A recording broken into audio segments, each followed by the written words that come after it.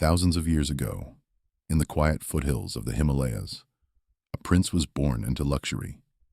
His name was Siddhartha Gautama. He had everything: wealth, comfort, protection from pain.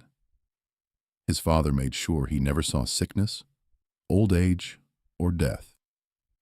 The world around him was carefully constructed to feel perfect, but perfection built on illusion cannot last forever. One day, Siddhartha stepped outside the palace walls and saw something that shattered his reality. He saw an old man, fragile and bent. He saw a sick man, trembling in pain. He saw a corpse carried through the streets, and finally, he saw a wandering monk, calm, peaceful, detached from the chaos of life. In that moment, a question was born inside him. If suffering is unavoidable, is there a way to be free from it? At the age of 29, Siddhartha left his palace, his wealth, and even his family. Not because he did not care, but because he cared too deeply. He wanted to understand suffering at its root. He studied with teachers. He practiced extreme asceticism. He starved himself. He pushed his body to the edge of death. But he realized something profound. Suffering cannot be defeated by more suffering. So he chose a different path, the middle way, a life balanced between indulgence and extreme self-denial. He sat beneath a tree, later known as the Bodhi tree, and made a silent vow. I will not rise until I understand the truth.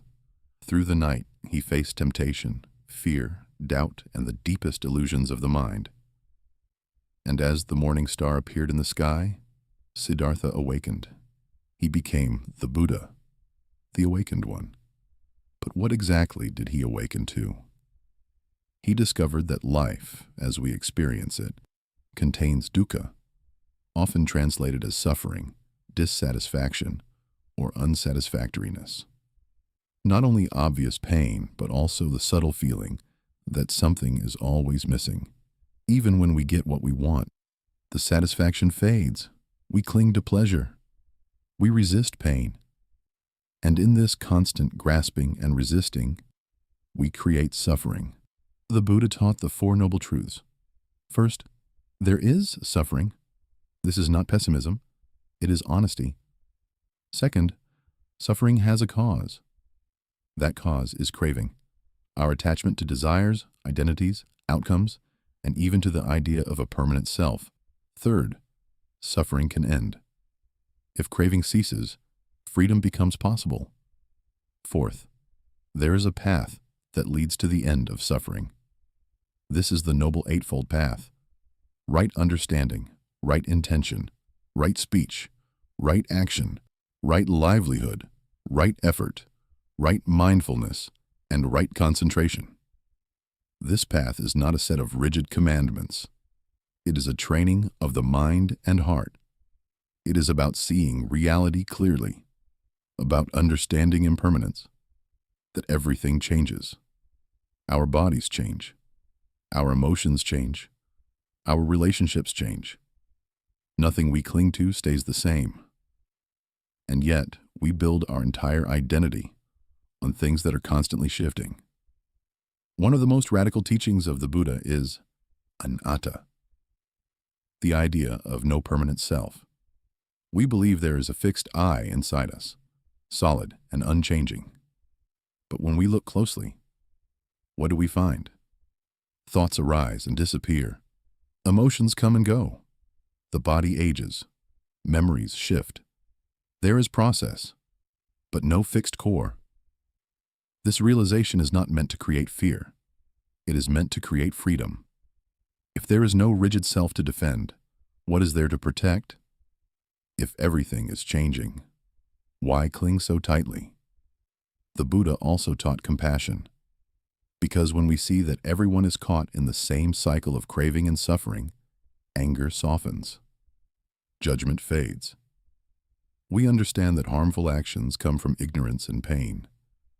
Mindfulness becomes the bridge between philosophy and daily life. To sit quietly and observe the breath. to notice thoughts without becoming them, to watch desire arise without automatically obeying it. In that small space between impulse and action, freedom begins. Buddhism is not about blind belief. The Buddha himself said, "Do not accept my teachings out of respect. Test them. Observe your own mind. See what is true in your direct experience." This is a philosophy of radical responsibility. No external savior can purify your mind. No ritual can erase craving if you continue feeding it. Liberation is internal. It begins with awareness. Imagine living without constant attachment to outcomes. Imagine experiencing pleasure without fear of losing it, pain without hatred toward it, success without arrogance, failure without collapse. This is not indifference. It is clarity. The philosophy of the Buddha does not promise a perfect world. It offers a different relationship to the world. A mind that understands impermanence does not panic when change comes. A heart that understands suffering does not turn cold. It becomes compassionate. Enlightenment is not becoming superhuman.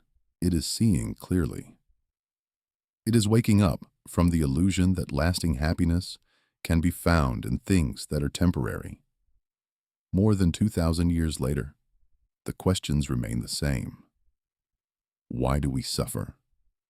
Why are we never fully satisfied? And is there a way to live with peace in the middle of uncertainty? The Buddha's answer was simple, yet infinitely deep.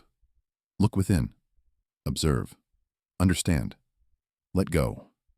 And in that letting go, discover a freedom that was always there.